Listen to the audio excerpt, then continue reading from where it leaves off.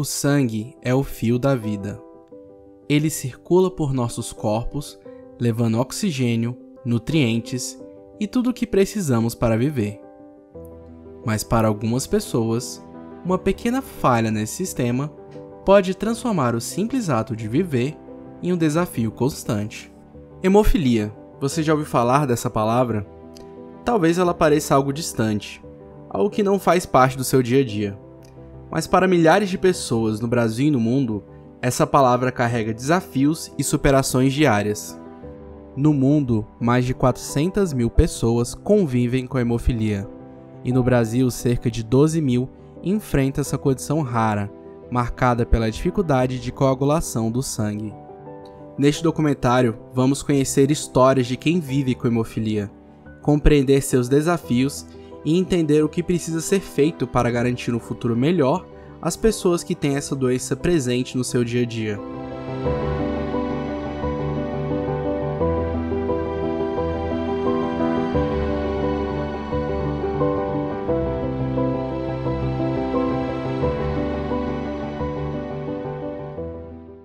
Para compreender melhor a hemofilia, nós conversamos com a doutora Jussara, especialista no tratamento dessa condição.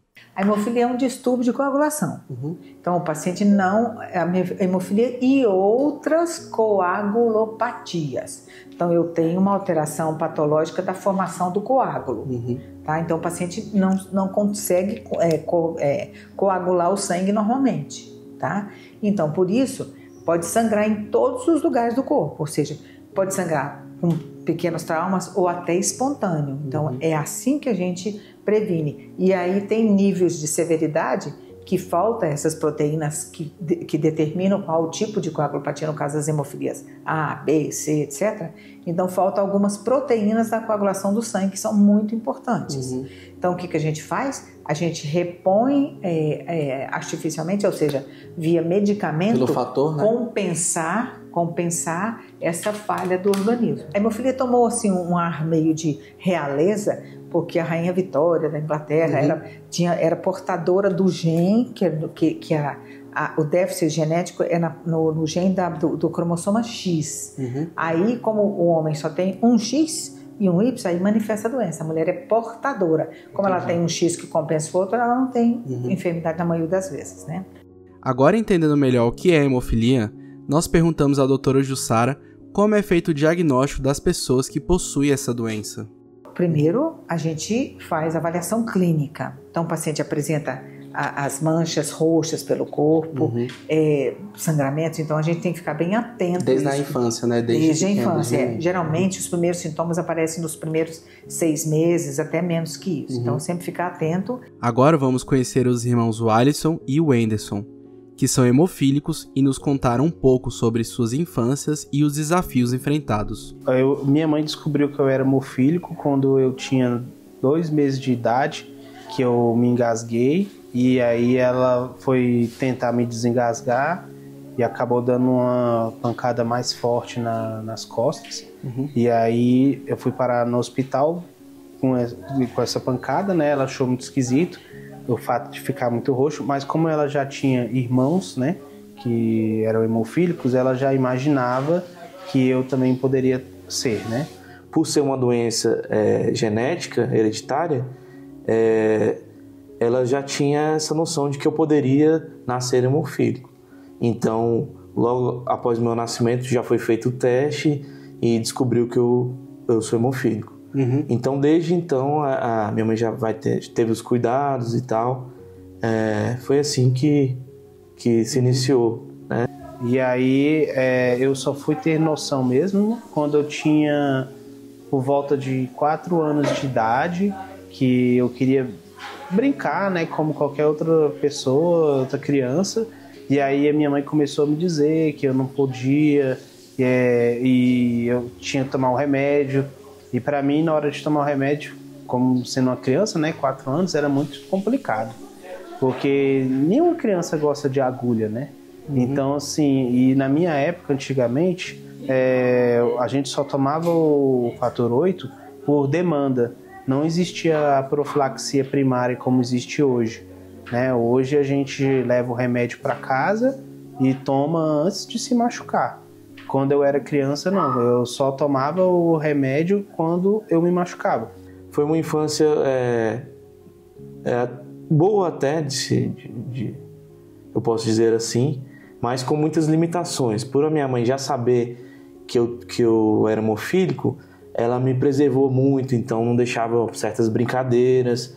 Por exemplo, não podia jogar futebol, né? Porque ela tinha bastante receio de que acontecesse algo durante a brincadeira ali e eu me machucasse.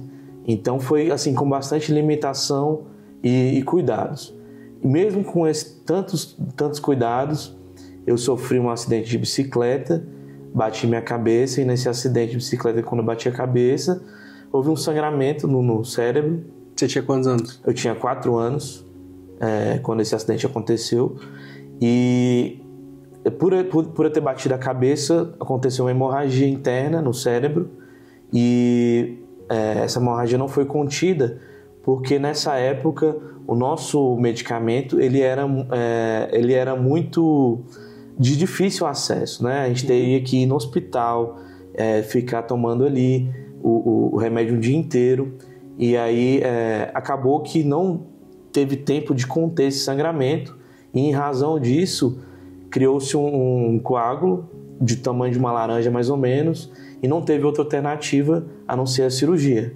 Então eu passei por uma cirurgia e de alto risco, né? Os médicos chegaram a falar que eu não tinha chances as minhas chances de sobrevivência eram muito poucas, e dentro dessas chances de sobrevivência a probabilidade de eu ficar com alguma sequela grave era muito alta, ou seja, eu poderia ter um problema na fala, na minha cognição, ou então no meu caminhar, né? Alguma sequela ficaria. Mas graças a Deus nada disso aconteceu, né? Hoje em dia tenho uma vida comum, mas infelizmente em outra ocasião também eu bati a cabeça, aconteceu a mesma coisa e eu tive que fazer outra cirurgia na cabeça. Isso na infância ainda também? Não, nessa segunda vez eu tinha 17 anos. Né? Tava ali uma brincadeira de piscina, ali me empurraram e eu bati a cabeça e novamente aconteceu esse sangramento, essa hemorragia, tive que fazer outra cirurgia. E outra vez, um pouco mais cedo, quando tinha uns 14 anos, tive um apendicite, né? E na cirurgia ele também teve complicações, porém com acompanhamento médico tudo deu certo. Embora a hemofilia seja uma doença genética, cerca de 30% dos casos ocorre sem qualquer histórico familiar. Nós conversamos com Rômulo, atual presidente da associação Ajude-se, que compartilhou conosco como a hemofilia entrou de forma inesperada em sua vida, trazendo desafios e também lições de superação. Nós temos 3 filhos, né? Tem o filho mais velho, o Francisco, tem o filho do meio, o Tiago Félix, e tem uma caçula, a Raquel. E o filho do meio, que é o filho hemofílico, e a hemofilia é o nosso tema que nós estamos conversando aqui. Ele está com 37 anos de idade, ele é casado e pai de gêmeos, nossos primeiros netinhos. Então, em princípio, ele teria herdado, o nosso filho hemofílico teria herdado da mãe o gene que o levaria à condição de hemofílico. Ocorre que na família da Angélica, ela é a filha caçula de 7 outros filhos, ela não tem irmãos hemofílicos e ela não tem sobrinhos hemofílicos. Isso leva a um entendimento, e foi feito um aconselhamento genético, de que foi a partir do nosso filho que houve uma mutação genética e daí houve o surgimento da hemofilia. Não tinha histórico na família, de fato foi um susto. Nós morávamos no interior de Minas, nós morávamos na cidade de Três Corações, uma cidade de condições e recursos médicos mais modestos. O Tiago nasceu em 1987 e mais ou menos com 6, 7 meses de idade, de vida, ele tinha começado a aparecer nele algumas manchas roxas ao redor das costelas, perto dos cotovelos, perto dos músculos dos braços, né? E uma médica pediatra à época, amiga nossa, conhecida nossa, fez um pré-diagnóstico, que poderia ser hemofilia, poderia ser uma alteração plaquetária ou até mesmo leucemia. Era tudo muito novidade naquele tempo, e foi muita novidade, um choque muito grande para todos nós, para a mãe, para mim, para a família como um todo, ter a possibilidade desse diagnóstico de hemofilia no nosso filho ali, 6 meses, 7 meses de idade. Como Três Corações era uma cidade pequena, né, de poucos recursos, nós tivemos que ir para Belo Horizonte para poder fazer um exame de sangue apropriado àquele tempo para identificar e confirmar a natureza da deficiência. E constatamos naquele momento de que se tratava de hemofilia. O tratamento da hemofilia passou por grandes mudanças ao longo do tempo. Conversamos com nossos entrevistados sobre como era o acesso aos cuidados no passado e os avanços que permitiram a maior qualidade de vida hoje. A gente só tinha um medicamento no hospital de base, ele era um medicamento feito de plasma, ou seja, de sangue humano, então teria um risco muito grande de transmissão de doenças, como HIV, hepatite. E aí, o que acontece? Naquela época, cara, a gente ficava 1 hora tomando como se fosse soro, entendeu? Porque era um soro, era plasma, né? Com soro, e aí eu ficava lá, ficava. E pensa, para a criança, não tem como ficar esse tempo todo quieto. Já achava muito ruim. Mas você, nessa época, você já conseguia compreender mais ou menos por que você precisava fazer aquilo, ou você não entendia ainda, ficava te perguntando por que eu tô fazendo isso, por que eu por que eu tenho que vir aqui, entendeu? Tipo, tomar esse remédio. Ou você já eu já tinha noção, tinha noção. A minha mãe falava, olha, você não pode mexer com coisas que se cortam. Ela foi sempre orientada, né, pelos médicos a isso, que realmente os pontos vitais do hemofílico é a cabeça e o estômago, né? Então, sempre ela fala, meu filho, toma muito cuidado com a sua cabeça, não bata com a sua cabeça, não deixe ninguém te dar um soco no estômago, entendeu? Toma cuidado para você não se cortar. Não. Então, assim, eu fui sempre instruída a não utilizar materiais pérfuro-cortantes, entendeu? Então, assim, eu não utilizava. Isso desde criança, com 4 anos de idade, eu já tinha noção disso. Nós procurávamos esses centros ou cidades onde tivesse um mínimo de estrutura para tratamento, né? Então, como Três Corações era uma cidade muito modesta nesse sentido, apesar de ser uma excelente, uma excepcional cidade de se morar, de uma qualidade de vida muito boa, mas nessa parte carecia para nós. Eu pedi uma transferência para a cidade de Fortaleza, tivemos algum atendimento em Fortaleza, convivemos também com alguns médicos daquele momento. Posteriormente a Fortaleza é que nós fomos, numa outra etapa de minha atividade profissional, nós viemos parar em Brasília. E aí em Brasília nós passamos a ter uma referência, já tínhamos, obviamente, essa referência de que Brasília estava começando um tratamento adequado, um tratamento mais apropriado. E aí nós chegamos aqui em Brasília no ano 2000, né? O Tiago já era uma criança, já entrando na adolescência, e foi a partir da chegada em Brasília, no ano 2000, é que nós começamos a ter esse tratamento aqui no hospital, à época no hospital de apoio, uma equipe multidisciplinar, conduzida ali pelos trabalhos da doutora Jussara, hematologista. Logo após a doutora Jussara assumir, um pouco tempo depois, veio um novo medicamento que é o que eu tomo atualmente, né? Que ele é feito de forma sintética e não tem esse risco, né? E a gente tem a disponibilidade dele em casa, né? E com esse tratamento também nós tínhamos um hospital especializado, digamos assim, para hemofilia.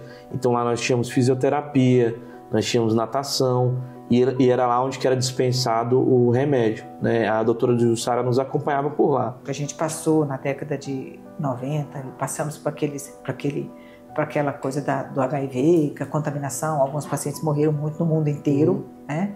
Aí com isso vieram já o desenvolvimento tecnológico, ofereceu o concentrado de fator recombinante, ou seja, não é derivado de sangue humano, tá bom? E a cada dia vai melhorando. E hoje nós já temos anticorpos monoclonais que substituem a eficácia do fator de coagulação. Entendi. Ou seja, ele atua, né? Ele atua nas cascadas de coagulação, pulando aquele pedacinho e vai lá e coagula com mais eficácia do que os fatores, porque o fator de coagulação às vezes dura pouquinho. tipo, o fator standard, o normal, ele dura a eficácia dele de 8 a 12 horas, né? E hoje, lógico, hoje também já, nesses fatores recombinantes, eu consigo já colocar algumas moléculas, a indústria farmacêutica consegue colocar algumas moléculas que faz durar um pouco mais, que é o fator de longa duração, já tem estudos clínicos fazendo fator de ultra longa duração, tá? Então, e tem esses anticorpos monoclonais, que são anticorpos mesmo contra algumas proteínas da coagulação, que ela pula aquele defeitozinho, compensando, e aí tem uma eficácia bem melhor. Ou seja, hoje a gente consegue fazer medicações subcutâneas, não precisa nem venosas, para pacientes com hemofilia A, no caso, estou falando do monoclonal para hemofilia A, para qualquer idade e para qualquer tipo de hemofilia A, então poderia usar. Então ele pode fazer uma injeçãozinha, igual insulina, igual diabetes, uma vez por semana, a cada 2 semanas, ou a cada 4 semanas, tá? E já estamos esperando, quase no final, já comercializando outras novas proteínas, também com a mesma eficácia, tanto para hemofilia A quanto para hemofilia B. E também na hemofilia B, já temos progresso também, que tem os fatores de longa duração. Eu faço uma medida a cada 7 a 10 dias. Como foi essa jornada? O tratamento melhorou? Sim, eu posso dizer que o tratamento melhorou. É claro que o tratamento melhorou. Seria um retrocesso muito grande da ciência, do modo geral, se não houvesse uma melhora. Nós saímos do crio precipitado e chegamos hoje aí na medicação à base de produção recombinante, isenta de qualquer contato com hemoderivados e, por isso, isento de riscos de contaminação, e até na terapia genética, que ela também bateu as portas, e estamos aí já com alguns pacientes em outros países já com tratamento em terapia genética. Mesmo com os avanços no tratamento da hemofilia, os desafios ainda fazem parte da rotina de quem convive com essa doença. O Anderson e o Alisson falaram sobre as dificuldades que enfrentam hoje, desde o acesso ao tratamento até as sequelas deixadas por terapias mais limitadas no passado. Hoje em dia, devido a algumas sequelas que eu tenho, em razão do início da minha vida, eu não ter tido um tratamento profilático, que é um tratamento preventivo, né? No início a gente tinha esse medicamento que era só no hospital, que não era preventivo, era um medicamento de contenção de danos, né? Que você teve uma hemorragia, você vai lá e toma, né? E em razão disso, eu tive sequelas no tornozelo e nos cotovelos. Então, hoje em dia, eu tenho uma dificuldade em andar, né? Não consigo correr, porque em razão de vários sangramentos no tornozelo, criou-se uma espécie de artrose, que se chama artropatia hemofílica. E isso interfere na flexibilidade do meu tornozelo. Então eu não consigo agachar de forma completa, não consigo correr, não posso fazer nada que contenha impacto no tornozelo, porque já existe um desgaste ali, e isso me impede de ter uma certa normalidade na minha vida. O desafio maior para mim está sendo agora nessa parte, nessa idade que eu tô agora, né? Porque, querendo ou não, tá chegando a idade, né? 36 anos. Então, hoje eu tenho sequela no meu joelho esquerdo devido a sangramentos, né? Durante a infância e adolescência. Então, eu desenvolvi uma artropatia no meu joelho esquerdo. Desenvolvi artropatia hemofílica no tornozelo direito e no cotovelo esquerdo e direito, sendo que o direito é mais complicado, sabe? O esquerdo é menos. E aí, assim, hoje eu sinto dificuldade para subir uma escada, né? Não posso ficar muito tempo em pé. Se eu ficar também muito tempo sentado, quando eu me levanto, eu sinto muita dor no joelho, sabe? Então, assim, eu tenho sentido essa dificuldade. E, assim, a doutora Jussara, eu a conheci quando eu tinha meus 15 anos de idade, mais ou menos, e de lá para cá ela sempre nos orientou e sempre lutou pela profilaxia, sabe? E eu sinto que se eu tivesse iniciado a profilaxia mais cedo, eu teria melhor, não teria tanto de sequela, sabe? A gente vê pelos hemofílicos de hoje, que já nasceram nessa era da profilaxia, eles não têm quase sequela, entendeu? Então, como eu só era por demanda, às vezes eu passava 2 dias sangrando, o joelho desse tamanho, para conseguir ir no hospital e ter atendimento e ter demanda, entendeu? Caraca. E aí, como ficava o sangue na articulação, acabou com tudo, acabou me desencadeando artrite, artrose, entendeu? Então, assim, agora vamos dizer que eu estou colhendo os frutos desse tratamento. Eu não posso nem falar errado, porque era o que tinha na época, né? Então, vamos dizer que devido a esse meu tratamento, que era arcaico, eu estou colhendo hoje os frutos disso. Então, isso hoje está sendo prejudicial para mim, entendeu? Eu não tive uma infância ruim por conta da hemofilia. Eu tinha minhas privações, não podia andar de bicicleta, jogar bola, entendeu? Mas assim, tinha minhas privações, mas eu consegui ter uma infância boa. A adolescência eu já tinha conhecimento do que era hemofilia, então eu sempre evitava as coisas que poderiam me machucar. Então, assim, na adolescência foi bem tranquilo para mim também. Só que agora, nessa parte adulta, né, chegando na parte de um adulto mais velho, eu tô sentindo isso já me prejudicando, porque eu fico pensando o seguinte, né? Minha maior reflexão, e é uma das coisas que eu debato bastante com a doutora Jussara, e o futuro?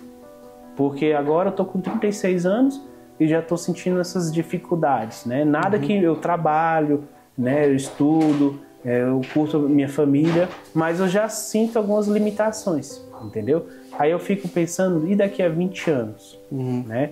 A medicina tá aí, tá evoluindo, né? Para melhorar sempre a qualidade de vida do hemofílico e de outras pessoas com doenças raras.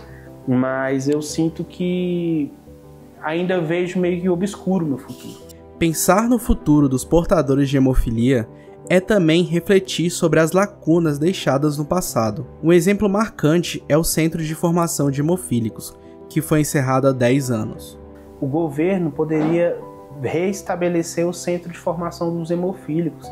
Era um centro especializado só em hemofilia, que a doutora Jussara montou com outra equipe, que ela montou a equipe e essa equipe montou esse centro e funcionava lá no hospital de apoio. Era maravilhoso, a gente tinha fisioterapia, hidroterapia, atendimento de dentista, era acompanhado tudo certinho, entendeu? A dispensação do fator era feita conforme a nossa necessidade, né? Hoje em dia a dispensação ela é realizada, mas ela tem um certo rigor, onde a gente vê que o governo está querendo fazer o cálculo de quanto a gente precisa de fator por mês de uma forma que não é correta. Por exemplo, eu tenho 88 quilos. A minha dose é 4.000 unidades. Eu tomo 3 vezes por semana. E o Hemocentro me dispensa para esse um mês, correto? Pelos 4 meses, as 4 semanas do mês. Por o cálculo deles, eles só me dispensam 3.500. 500 unidades a menos do que a minha médica hematologista, a doutora Jussara, me recomenda. Então, assim, eu acho que o governo poderia fazer é aceitar a opinião de pessoas estudiosas na área e ver que o que a gente precisa é o que realmente ela anotou na prescrição dela. Ou seja, a prescrição da minha doutora, a doutora que eu escolhi para ser minha assistente, não é respeitada pelo Hemocentro. O que eu mais aproveitei foi a fisioterapia, né? Nós íamos 2 vezes por semana lá fazer fisioterapia e aproveitávamos para receber o fator, né? Que é um medicamento que nós usamos para prevenção hoje em dia. E na segunda cirurgia que eu fiz, da hemorragia que eu tive na cabeça, foi importante porque lá tinha uma especialista, uma neurologista, né? E ela me acompanhou durante esse tempo, né, com os medicamentos pós-operatórios. São decisões políticas, né? Teve um bando de contratempos e coisas, de dizer que a gente gastava mais fator e tal, essa coisa todinha, tá? Então isso veio se arrastando, mas assim, isso tudo tem a ver com políticas públicas. Então, o que a gente nunca foi contra políticas públicas, de maneira nenhuma. Como a gente é mais especialista, se está do lado do paciente, a gente é como se estivesse provocando a política pública para ela aprimorar. É só esse o nosso objetivo. É só esse. Tem esse tratamento, está já usado em todos os países, com consenso, já com os resultados, já estudo clínico, já estudo tudo. Então, é só para a gente implementar aqui. Então, é só essa a nossa intenção, tá? Então, hoje, os hemofílicos têm que buscar tratamento no Hemocentro, tá? Então, mas a gente continua apoiando do ponto de vista técnico, quando precisam, as associações deles, entendeu? Então é por isso que a gente quer que a gente não retroceda os resultados. O protocolo clínico que nós temos, ele carece de um aprimoramento. O protocolo clínico de tratamento, ele não permite que você tenha uma dosagem a pleno na medicação do paciente. E o paciente pode vir a ter, o paciente tem algumas janelas de queda da taxa de coagulação, que chegam ali no seu mínimo. E depois que acabou, você sentiu essa falta desse serviço ter acabado? Sim, eu senti principalmente na questão de emergência, né? Porque antes, qualquer emergência que nós tínhamos onde ir, né? Tínhamos quem nos socorrer, né? E hoje em dia é um pouco mais difícil. A gente tem apenas um telefone, né? Que a gente liga e muitas vezes nós não somos atendidos. Então, numa emergência, no primeiro socorro, a gente tem que ir ao hospital de base e lá não tem um preparo para nos atender, né? Hoje em dia nós somos atendidos pelo Hemocentro, só que no Hemocentro também não tem um pronto-socorro. Então, nós somos obrigados a ir ao hospital de base, que não tem esse atendimento especializado em hemofilia. Eles têm que recorrer aos médicos do Hemocentro, que nem sempre estão disponíveis, né? E antigamente não, lá no hospital de apoio nós tínhamos a doutora Jussara sempre disponível, né? Qualquer hora, qualquer momento ela estava lá pronta para nos atender, tínhamos onde ser internados, né? Então nós tínhamos um hospital só para nós, digamos assim, né? Tem 10 anos. 10 anos. 10 anos já. Tem pessoas que já estão colhendo os frutos aí, não tem assistência, entendeu? Às vezes não é assistido pela doutora Jussara. Então, os que não é querendo falar, mas os que não são assistidos pelas doutoras Jussara, você vê nitidamente a diferença. São pessoas com sequelas, pessoas que têm uma vida limitada, entendeu? Não tem uma boa qualidade de vida. Por quê? Porque não segue a prescrição que ela passa. E se não segue, infelizmente vão vir sequelas. Não está sendo seguido o protocolo correto.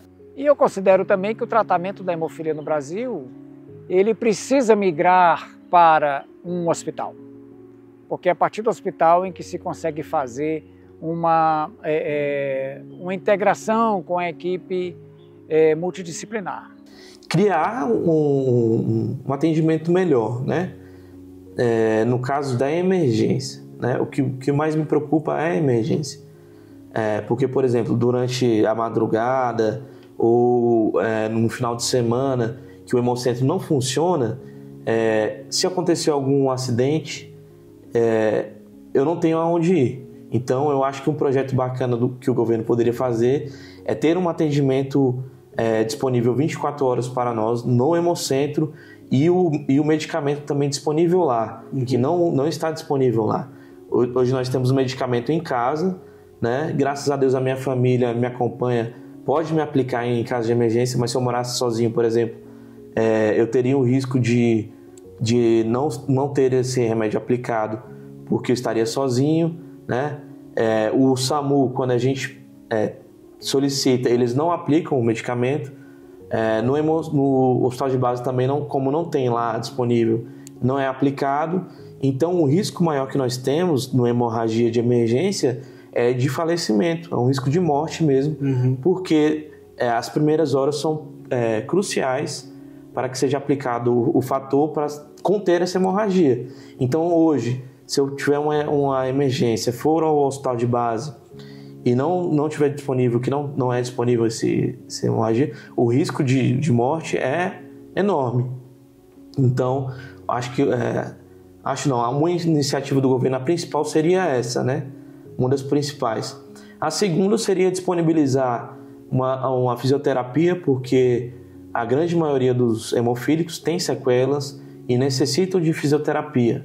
Então, esse atendimento é importantíssimo. E também um atendimento psicológico, né? Porque eu acredito que além da sequela que a gente tem física, uma grande sequela do hemofílico é a psicológica.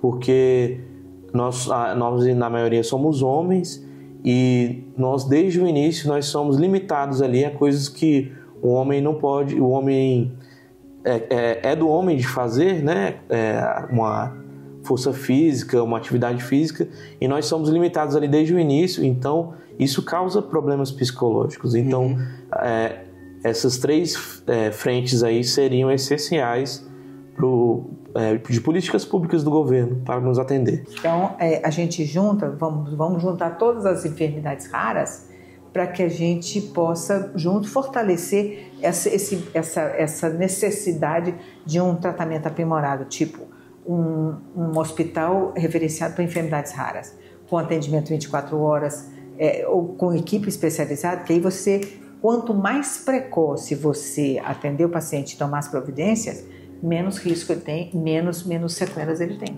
O tratamento da hemofilia precisa ser realizado em um hospital, em uma unidade hospitalar, onde você tem a medicação que não é mais de origem hemoderivada. Ela é de origem de produtos recombinantes. Então é uma medicação sofisticada. É uma medicação de alta complexidade. A própria terapia gênica, ela se afasta da condição de ser uma medicação. O Hemocentro cumpriu o seu papel histórico? Sim. O Hemocentro vai perder o seu papel na atualidade, no tratamento da hemofilia? Claro que não. O Hemocentro, ao nosso ver, ele passa a ser hoje integrante da rede de primeiro atendimento para a identificação do paciente. Mas o paciente precisa migrar, o seu tratamento precisa ser migrado, transferido para uma unidade hospitalar de alta complexidade. Eu principalmente coloco à frente a profilaxia, que é a aplicação do fator 8 em dias alternados para prevenir qualquer hemorragia.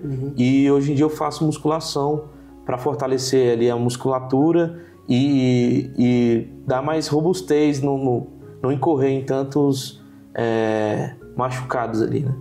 Recomenda que ele não tenha um tratamento especial na escola, negócio de ficar vigiando o menino, não. Isso não. Deixa ele ser menino, porque ele vai ter que desenvolver as habilidades de coordenar um grupo, essa coisa, saber os que ele tem e os riscos que ele está sendo exposto. Né? E isso na adolescência às vezes é difícil, tudo, mas por isso que a gente tem que garantir essa qualidade do tratamento. Então, Brian, assim, sabe o que a gente descobriu naquele tempo quando o Tiago nasceu? Nós descobrimos com os outros hemofílicos adultos daquele tempo, e a grande maioria contaminado com o vírus do HIV, e a grande maioria não está mais conosco. Nós descobrimos o testemunho deles de que eles disseram assim: puxa, eu continuo um hemofílico e eu não tive infância, porque meus pais me prenderam muito. Então, se eu puder lhe dar uma sugestão, falando para mim e para a Angélica, se eu puder lhe dar uma sugestão, deixe seu filho ser criança, porque ele vai continuar sendo hemofílico. E nós fizemos essa opção corajosa. Você pergunta, vocês tinham medo dele se machucar? Sim, a gente tinha medo dele se machucar. Mas nós preferimos que ele corresse o risco da prática de esporte a deixar uma criança presa em casa, sem desenvolvimento de sua mobilidade, de sua motricidade, de se interagir com outras crianças do seu tempo. A hemofilia não é apenas uma condição genética, mas uma jornada marcada por desafios e pela busca constante por inclusão e dignidade.